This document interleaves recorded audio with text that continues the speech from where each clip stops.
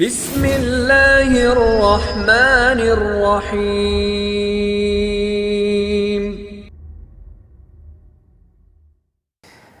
آج کا سوال ہے، عام لوگوں کے لیے توہین مذہب کے مجرم کو سزا دینا کیوں منع ہے؟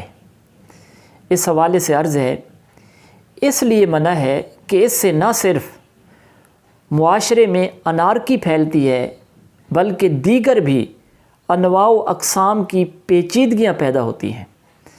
اگر ہر شخص خود ہی گواہ، خود ہی جج اور خود ہی جلاد بن کر سزائیں دینا شروع کر دے تو سب کچھ تباہ ہو کے رہ جائے۔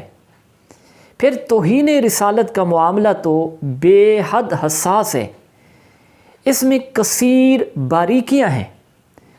کئی دفعہ بندہ سمجھنے میں غلطی کر بیٹھتا ہے، حقیقت میں گستاخی نہیں ہوتی لیکن وہ سمجھتا ہے کہ گستاخی ہو گئی ہے، لہٰذا جب تک عدالت خوب اچھی طرح تحقیق نہ کر لے تب تک کوئی بھی سزا نافذ نہیں کی جا سکتی۔